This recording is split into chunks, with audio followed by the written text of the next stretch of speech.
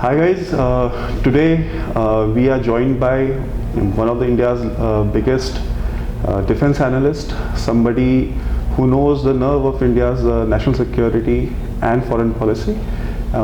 He is well known to all of you. He has a program on India's one of the leading news channels, Republic TV. The program is called Patriot, and he himself is one of the patriots that every patriot looks up to. Hi sir. Hi.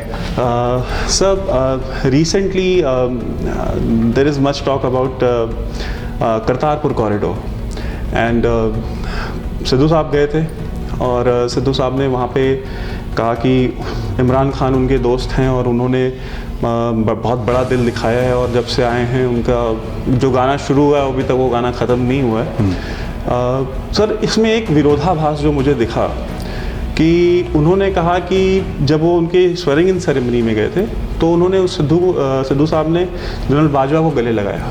जब उनसे पूछा गया कि आपने गले क्यों लगाया तो उन्होंने कहा भाई चूँकि वो करतारपुर कॉरिडोर खोलने की बात करे तो हर सिख का एक सपना होता है, हमारा मक्का मदीना है वो, तो इसलिए मैं अपने आप को रोक नहीं पाया, मैं भाव विवल हो गया और मैंने उन्हें गले लगा लिया। तो सर, ये जो विरोधाभास है, अगर आप एक प्रधानमंत्री की स्वेरिंग इन सेरेमनी में जा रहे हैं और जनरल बाजवा आपसे कह रहे हैं कि हम करतारपुर कॉरिडोर खोलेंगे, तो ये करतारपुर कॉरिडोर तो जनरल बाजवा ने खोला। प्रधानमंत्री इमरान खान तो उस समय प्रधानमंत्री बने भी थे, वो तो उनकी स्वेरिंग इन सेरेमनी थी, वहाँ शपथ समारोह था, अभी वो प्रधानमंत्री बने भी नहीं थे। इसका मतलब है कि कहीं ना कहीं ये निर्णय पाकिस्तान की आर्मी ISI ने पहले ही कर लिया था और इसका जवाब खुद सिद्धू साहब ही दे रहे हैं अपनी बयानों में। देखिए, इसमें दो बातें हैं। पहली बात तो ये है कि न सिद्धू मैटर करता है न इमरान खान मैटर करता है। सिद्धू इंडिया में मैटर नहीं करता और इमरान खान पाकिस्तान में मैटर नहीं करता। करतारपुर कॉरिडोर की बात जनरल बाजवा ने करी सिद्धू से। देखिए, जो करतारपुर कॉरिडोर की बात है, सिद्धू ने इंडिया में आके जब मीडिया से बात करी या इवन पाकिस्तानी मीडिया से बात करी, सिद्धू ने ऐसा जताया, ऐसा दिखाया कि सिद्धू वहाँ पर गया और पाकिस्तानी बड़े भावुक होके उन्होंने करतारपुर कॉरिडोर खोलने की बात करी। करतारपुर कॉरिडोर की बात बहुत पुरानी है, ये वाजपेयी साहब के टाइम की बात है, तब से चली आ रही है। तो लोगों को ये बोलना कि सिद्धू करवा के लाया है, सिद्धू से ऐसी, ये सब झूठ है। दिस इज लाई। ये ऐसा नहीं हुआ, ये बहुत पुरानी बात है। जब आप ये लगा लीजिए 18-19 साल पहले जब की भी बात है, ये जब वाजपेयी साहब थे, मेरे हिसाब से 98-99 की बात, तब if I am not mistaken तब इसका मेंशन हो चुका था करतारपुर कॉरिडोर का। पाकिस्तान, 2-3 कारण हैं करतारपुर कॉरिडोर के इस वक्त। सभी जानते हैं 2020 रेफरेंडम की बात जी। पहली बात ये। दूसरी चीज़ ये कि पाकिस्तान की कश्मीर में पिटाई हो रही है। पाकिस्तान 70 साल से कोशिश कर रहा है कश्मीर में, किस हद तक कामयाब भी हुआ था किसी हद तक, लेकिन अब नाकामयाब है। उसके आतंकवादी मारे जा रहे हैं, दुनिया में कोई पाकिस्तान की बात नहीं सुन रहा। पाकिस्तान जलील होता आया था, आज भी जलील हो रहा है, आगे भी जलील होगा। और पाकिस्तान को अमेरिका जैसी कंट्री ने साफ बोल दिया है कि यू आर सपोर्टिंग टेरर। उनके अमेरिकन जनरल्स ने बोल दिया है, पेंटागन में बात हो चुकी है, फ्लोर ऑफ द कांग्रेस में बात हो चुकी है, हर जगह लोग ये मानते हैं कि Pakistan is a nation that supports terror. Pakistan की किसी नेबर से बनती नहीं। ईरान के साथ उनके मसले हैं, हमारे साथ हैं, और अफगानिस्तान के साथ मसले हैं उनके। चाइना के साथ इसलिए नहीं है क्योंकि चाइना खरीद चुका है पाकिस्तान को। तो करतारपुर कॉरिडोर ज़्यादा 4-5 किलोमीटर लंबा है वो पूरा मामला, इंडिया से लेकर करतारपुर साहब तक। लेकिन उस कॉरिडोर के थ्रू पाकिस्तान ये समझता है कि जो 80s में चला था पंजाब में, भिंडरावाले के टाइम पे, वो जो मिलिटेंसी चली थी पंजाब में, वो दोबारा रिवाइव करे। अगर इनका मन होता सिखों की भावनाओं का आदर करना, तो ये आदर आराम से कर सकते। इसमें पाकिस्तान के प्रेसिडेंट का ये बोलना कि बहुत अच्छी चाल चली, या उनके किसी वजीर का ये बोलना कि इमरान खान की गुगली थी, ये सब चीज़ें दर्शाती हैं कि उनका मन साफ नहीं, उनका दिल साफ नहीं है। वो हर समय ये देखते हैं इंडिया का वीक स्पॉट कौन सा, और वीक स्पॉट पर अटैक करने की कोशिश करते हैं। छोटा मुल्क है, छोटा दिमाग है, और वो ऐसे ही रिएक्ट कर रहे हैं। तो ये एक साजिश है पाकिस्तान की तरफ से हमें इंडिपेंडेंस के समय ये पूरा एरिया ले लेना चाहिए था इंडिया में, नहीं लिया। अब हम उसकी ईएमआई भर रहे हैं और पाकिस्तान हमारा फायदा उठा रहा है करतारपुर कॉरिडोर के थ्रू, सिखों की भावनाओं से भी खेल रहा है। सर, ये करतारपुर कॉरिडोर की तो हमने बात की। अभी हमने रिसेंटली देखा है कि साउथ इंडिया में, जो कि किसी भी तरीके के इस्लामिक जो एक मिलिटेंसी है या जो रेडिकलाइजेशन है उससे बहुत दूर रहा है जी, जो कि ज्योग्राफिकली भी देखा जाए, भौगोलिक रूप से भी बहुत दूर है, तो वहाँ तक पहुँच नहीं हो पाती आईएसआई की। लेकिन जब से हमने देखा कि पाकिस्तान श्रीलंका में बहुत ज़्यादा एक्टिव हुआ है, उसके बाद से हमने देखा ये 90s के बाद ये चीज़ शुरू हुई। और अब पीएफआई या इस तरह के जो संगठन हैं उनमें जिस तरह का जो इस्लामिक रेडिकलाइजेशन केरला में हो रहा है और तमिलनाडु के जो सदर्न तमिलनाडु के एरियाज़ में हो रहा है, आप इसको कितना बड़ा खतरा समझते हैं राष्ट्रीय सुरक्षा के दृष्टि से? देखिए, जो भी फिलॉसफी भारत के संविधान के बरखिलाफ चले वो खतरा है इस देश के लिए, क्योंकि हम लोग फौजी, हम लोग कहते हैं कि we have only one holy book that is the constitution of India. उसके खिलाफ जो भी जाए वो खतरा है। ये शुरुआत इसकी आईएसआई की तरफ से नहीं हुई थी। जितने भी केरलाइट्स गल्फ गए थे उन्होंने गल्फ में एक जिंदगी देखी, अपने साथ वापस लाए फ्रिज, टेलीविजन, जो उस समय इंडिया में होता नहीं था, अपने साथ लाए पैसा और अपने साथ लाए एक खास तौर का इस्लाम जो कि यूएई, गल्फ, इन सब एरियाज में होता है। एक खास तौर का कट्टर इस्लाम। इस्लाम भी कई तरीके का है और पहले यहाँ पे बड़ा एक सॉफ्ट, बड़ा एक बिनाइन किस्म का इस्लाम होता था, लेकिन ये सब बदला गया। तो वहाँ से जो लोग आए उन्होंने सक्सेस देखा और वहाँ के मौलवियों ने, जो आम लोग थे, जो आम केरला के मुस्लिम्स थे, उनको ये बताया कि सच्चा इस्लाम वो है जो हम लोग फॉलो करते हैं, और अगर आप ऐसा इस्लाम फॉलो करेंगे तो फिर आप देखिए अल्लाह ने जो नियमतें दी हैं, आप देख रहे हैं इतना ऐश व आराम जो है, इतनी जो रईसी है, इतना जो पैसा है, वो इसलिए है क्योंकि हम सच्चे हैं। आम लोगों को बरगलाया गया। जब वो आए हिंदुस्तान में, तो आप देखेंगे केरला में आप जाएंगे, आपको बड़े बड़े घर दिखेंगे जो गल्फ के पैसे से बने हैं। तो गल्फ में एक अलग किस्म के इस्लाम से इनको इंट्रोड्यूस करवाया गया। उस चीज़ का फ़ायदा बाद में आईएसआई ने उठाया और अपने एजेंट्स भेज के यहाँ पे फिर दोबारा रेडिकलाइजेशन, एक जो पहले जो उसका बेस बना था, वो बेस आईएसआई ने नहीं बनाया था, बेस तो बाहर से बन के आया था। वो रेडिकलाइज बाहर से होकर आ रहे थे धीरे धीरे। कई चीज़ें,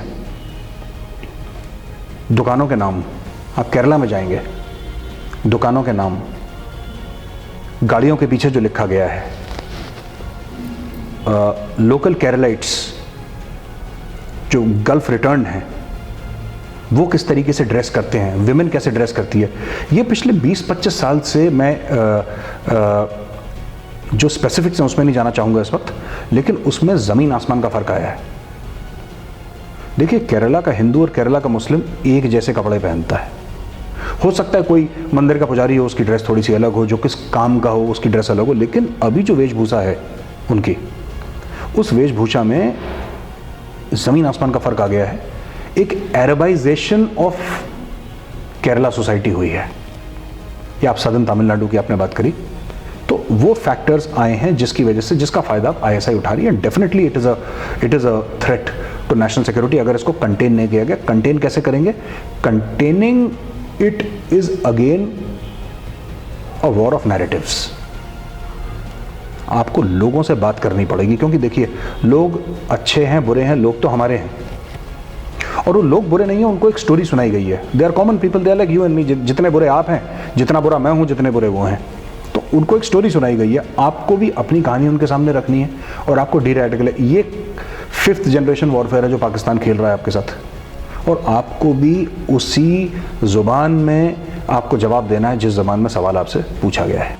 रोहिंग्या जो शरणार्थी आए जी, जो जिन्हें शरणार्थी कहा गया, और उनके सपोर्ट में एक बहुत बड़ा मूवमेंट देश में चला। उसमें पॉलिटिकल पार्टीज़ भी थी, उनमें एनजीओज़ भी थे, उनमें एक लेफ्ट लीनिंग लॉबी जो इंटेलेक्चुअल्स की है, जो यूनिवर्सिटियों में पढ़ाती है नहीं पढ़ाती हमें नहीं पता, लेकिन वहाँ जाती है।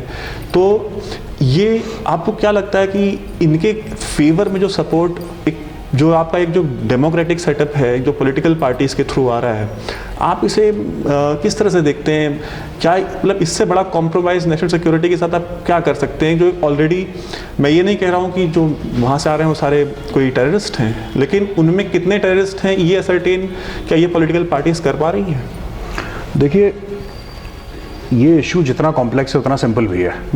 पहली चीज़ इलीगल एलियंस की बात है। वो कैसे शरणार्थी? हमने तो शरण नहीं दी भाई। शरणार्थी वो था जिसको शरण मिलती है, हमने कोई शरण दी नहीं उनको। वो इलीगल एलियंस हैं जो कि गलत तरीके से इंडिया में है, इसके खिलाफ रूल भी है। तो किसी भी देश में घुसना, अगर मैं चाहूँ कि कल मैं अपनी मर्जी से अमेरिका के अंदर घुस जाऊँ तो मुझे पकड़ के जेल में डाल देंगे, फिर जज मुझे डिपोर्ट करवा देगा वहाँ से, पुलिस मुझे डिपोर्ट कर देगी। यही हर जगह होता है। अमेरिका ये करता है, इंग्लैंड ये करता है, चाइना ये करता है, कोई भी मुल्क दुनिया में ये करता है। पर हम ये करें तो सब परेशानी आप क्यों कर रहे हैं? लोग ये भूल गए कि 1971 का जंग हुई क्यों थी। 1971 की जंग का एक बहुत बड़ा कारण ये था कि बंगाली रेफ्यूजीज ईस्ट पाकिस्तान से इंडिया के अंदर घुस रहे थे और इंडिया की इकोनॉमी बुरी तरीके से हिल गई थी उनकी वजह से। That was one of the main reasons for the 1971 war. लोग भूल जाते हैं कि इंदिरा गांधी ने जब वॉर डिक्लेयर करा था, उसका कई कारणों में से एक मुख्य कारण यह भी था कि वहां से जो शरणार्थी आ रहे थे, इलीगल एलियंस जो आ रहे थे, हम उनको मैनेज नहीं कर पाए। ये पॉलिटिकल पार्टीज अपने शॉर्ट टर्म गेन्स के लिए, दो तीन किस्म के लोग हैं। एक पॉलिटिकल पार्टीज हैं जो कि आते ही उनको राशन कार्ड, उनको पैन कार्ड, आधार कार्ड, वोटर आईडी कार्ड, ये सब पकड़ा देती हैं क्योंकि उनको वोट बैंक तैयार होता है। कुछ इंटेलेक्चुअल्स हैं जिनको ज़मीनी हकायक के बारे में पता ही नहीं है। They do not know the ground realities. उनका सिर्फ ये है कि उनके दिल को अच्छा लगता है इसलिए वो करते हैं, राइट। पर ये भी बात है कि ये लोग आ कौन रहे हैं हमारे देश में? जो लोग रोहिंग्याज को वेलकम कर रहे हैं इंडिया में, और काफ़ी लोग हैं जो वेलकम कर रहे हैं, अच्छी बात है। क्या वो अपने घर को अगर शाम को कहीं पे डिनर के लिए जाते हैं या किसी रिश्तेदार के घर जाते हैं, क्या अपने घर का दरवाज़ा खोल के जाते हैं कि ताला लगा के जाते हैं? ये वही लोग हैं जो अपने घर में दो दो मोटे ताले लगाते हैं, फिर अपने बगल वाले को बोलते हैं कि हम लोग जा रहे हैं, आप नज़र रखना, फिर चौकीदार को बोलते हैं नज़र रखना। अपने घर का दरवाज़ा इनको 1 घंटे के लिए खुला मंजूर नहीं है, लेकिन देश का दरवाज़ा खुला रहे ये इनको मंजूर है, क्योंकि इनको अच्छा लगता है, क्योंकि उनका बिल जो है वो कोई और भर रहा है, ये तो भर नहीं रहे। तो किसी और के खर्चे पे खुद अच्छा महसूस करना कि मैंने समाज की सेवा करी है, ये तो पुराना धंधा है, पुराना पेशा है। तो all these are selfish people, they are selling the country down the river, and that is my view on it. Sir, human rights violations की काफ़ी बात होती है कि आप कश्मीर में जैसे हम देखते हैं। हाँ। आपसे ये आखिरी सवाल है कि ह्यूमन राइट्स वायलेशन हो रही हैं। सर, एक कॉन्फ्लिक्ट जोन है और हमारे यहाँ बहुत सीरियस सज़ाएं दी गई हैं बहुत सारे फ़ौजियों को जो कि इसमें गलत पाए गए हैं, जिनकी गलती है वो हमारे आपके बीच से जाते हैं। तो लेकिन एक ऐसा कॉन्फ्लिक्ट जोन जो कि पिछले 30-40 साल से कॉन्फ्लिक्ट जोन में चल रहा है, वहाँ पे हमारे पास एक लंबी फहरिस्त है ऑफिसर्स की, जेसीओस की, जवानों की, जो इसमें कल्प्रिट रहे हैं, उनको सज़ा दी गई है। पाकिस्तान में बलूचिस्तान हो, खैबर पख्तूनख्वा हो, फाटा हो, गिलगित बल्तिस्तान हो, जहाँ जहाँ भी कॉन्फ्लिक्ट्स हैं, इवन अर्बन एरियाज़ में कराची जैसे, वो जहाँ भी कॉन्फ्लिक्ट में गए हैं, मास ह्यूमन राइट्स वायलेशंस हुई हैं। मिलियंस के नंबर्स में लोग माइग्रेट कर गए हैं फाटा में। बलूचिस्तान में तो खैर एक पूरा सिलसिला जो शुरू होता है वो ख़त्म ही नहीं होता, हेलीकॉप्टर से फेंकने से लेकर के सब कुछ है। एक भी पुलिस आर्मी ऑफिसर को वहाँ पे आज तक कोर्ट मार्शल नहीं किया गया इस पूरे सिलसिले के दौरान। तो हम कहीं ना कहीं हम इन चीज़ों को लेकर के ब्लाइंड हैं कि दुनिया भर में ह्यूमन राइट्स वायलेशंस सिर्फ पाकिस्तानी, अमेरिकन फोर्सेस अफगानिस्तान में हैं, इराक में गई, तो जो एक छोटी मोटी ह्यूमन राइट्स वायलेशंस होती हैं और जिनके ऊपर हम एक्शन लेते हैं, क्या हम अपना नैरेटिव सोसाइटी में लोगों के बीच में या कश्मीर के जो आम आवाम है उनके बीच में हम नहीं पहुँचा पाए हैं कि हमने जितना एक्शन लिया है उतना दुनिया में कहीं नहीं लिया गया? हम बिल्कुल नैरेटिव वाली फील्ड में तो हम लोग बिल्कुल फेल हो चुके हैं। नैरेटिव है ही नहीं हमारा। तो आप कश्मीरियों को बताएंगे कि आपने नैरेटिव बनाया नहीं अपना।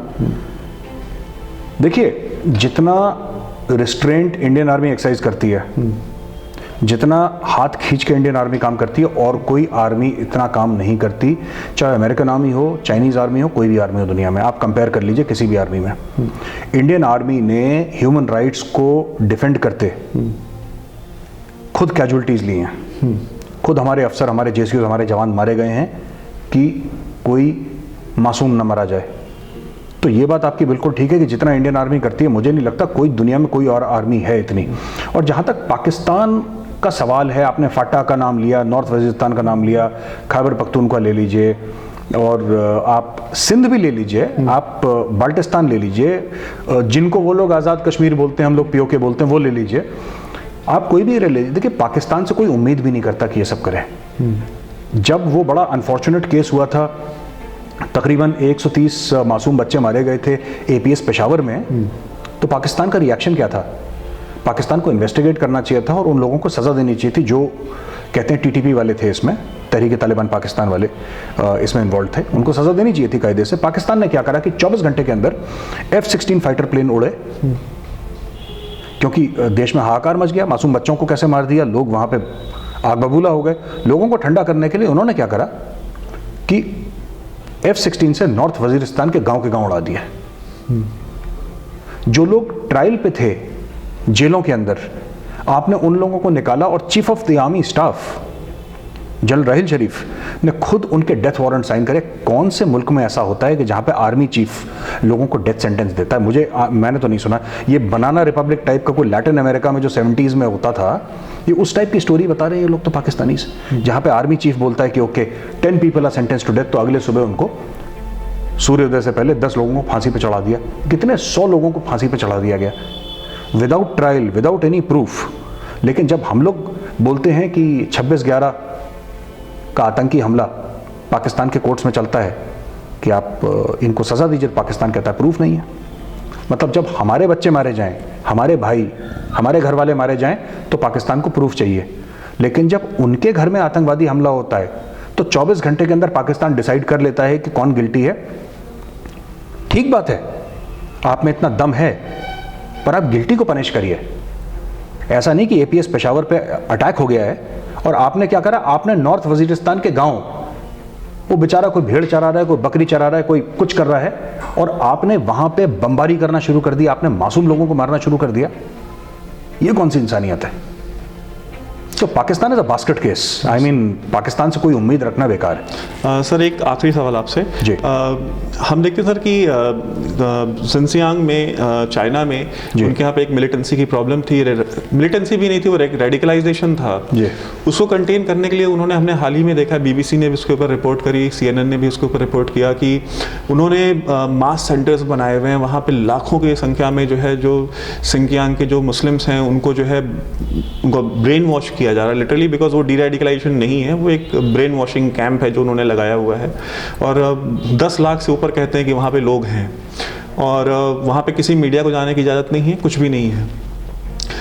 पाकिस्तान में हमने देखा, जो कि एक इस्लामिक स्टेट कोट अनकोट अपने आप को बताते हैं, और हिंदुस्तान में भी मुसलमानों की हिफाजत का, उनके हकूक़ का झंडा उन्होंने उठाया हुआ है।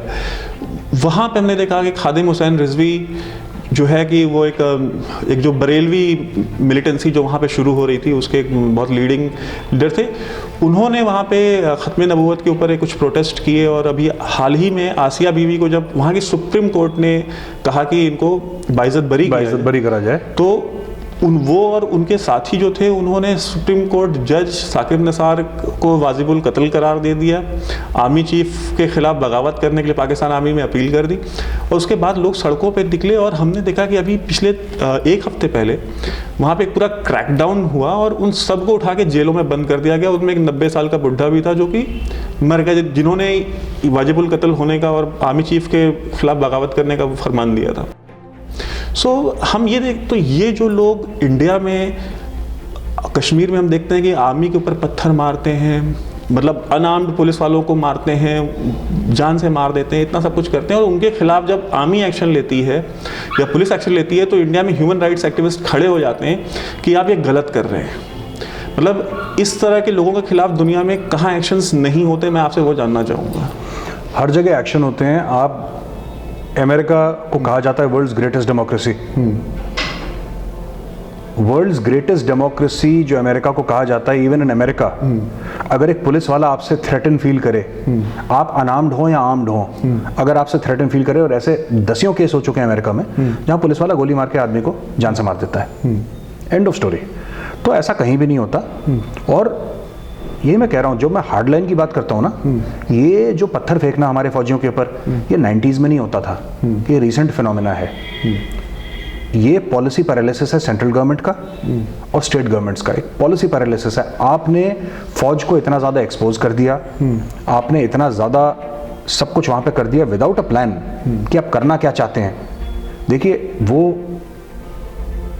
अब वो फासला नहीं रह गया, वो डर निकल गया, और मुझे लगता है वो डर कहीं ना कहीं होना ज़रूरी है।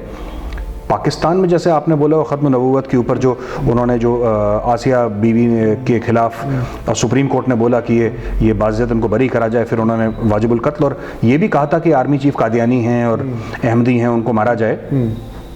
उन्होंने यहाँ गलती कर दी। आप सब कुछ करिए, आप सुप्रीम कोर्ट के जज को मारिए, आप प्राइम मिनिस्टर को मारिए। पाकिस्तान में मारे गए हैं prime minister, recently Benazir Bhutto को मार दिया गया, बम से उड़ा दिया गया बेनज़ीर भुट्टो को, उनके सर पे गोली भी मारी थी। आप आर्मी के खिलाफ कुछ मत कहिए पाकिस्तान में। ये जितने भी प्रोटेस्ट हो रहे थे आसिया बीबी के, आज तो नहीं हो रहे प्रोटेस्ट? नहीं। क्यों नहीं हो रहे? क्योंकि उन प्रोटेस्टर्स ने, वो प्रोटेस्टर्स जिसको हिंदी में कहते हैं ना, वो अपनी औकात भूल गए।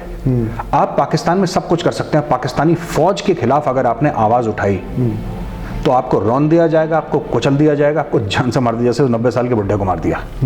ठीक है, आप फौज के आशीर्वाद से आपको जो करना है करिए, आपको देश में आग लगानी है आग लगाइए, कोई प्रॉब्लम नहीं है। जहां आपने पाक फौज के खिलाफ आवाज उठाई, फिर कोई उसमें रहम नहीं है, कोई माफी नहीं है, because Pakistan army is the state. Pakistan army Pakistan है और पाकिस्तान पाकिस्तान आर्मी है। ये जो लोग इमरान खान ने ये कर दिया, इमरान खान की क्या वैल्यू है? इमरान खान की, Imran Khan is a stooge. मैं आपको बता दूं, पाकिस्तानी बड़ा कहते हैं साहब जमहूरियत पसंद, जुल्फिकार अली भुट्टो की बात करते हैं। जुल्फिकार अली भुट्टो को आयूब खान पॉलिटिक्स में लेकर आए थे, जनरल आयूब खान, राइट। 1982-83 में पंजाब, जनरल जियाउल हक ने पंजाब में एक फाइनेंस मिनिस्टर अपॉइंट करा, that was Nawaz Sharif, right. And then lately अभी आप इमरान खान का जनरल बाजवा ने उसको, तो ये जितने भी सो कॉल्ड डेमोक्रेट्स हैं जो आर्मी के साथ लड़े और जिनको या तो मारा गया या निकाला गया, ये कौन लोग थे? ये आर्मी के पपलू थे, ये आर्मी के प्यादे थे, जो जब ये प्रधानमंत्री बन गए पाकिस्तान के, इनको अपने बारे में गलतफहमियां होना शुरू हो गई कि हम बहुत बड़े डेमोक्रेट हैं, और ये थे ये कुछ भी नहीं। Zulfikar Ali Bhutto was a mass leader, no doubt. Nawaz Sharif is a mass leader even today, no doubt, मैं वो मना नहीं कर रहा, लेकिन fact of the matter is कि इनको पॉलिटिक्स में लाने वाली पाकिस्तान आर्मी थी, इनका कंट्रोल पाकिस्तानी आर्मी के पास था। जब ये थोड़ा सा हाथ से निकले, इनको फौज ने टाइट करते, वही इमरान खान के साथ होने वाला है।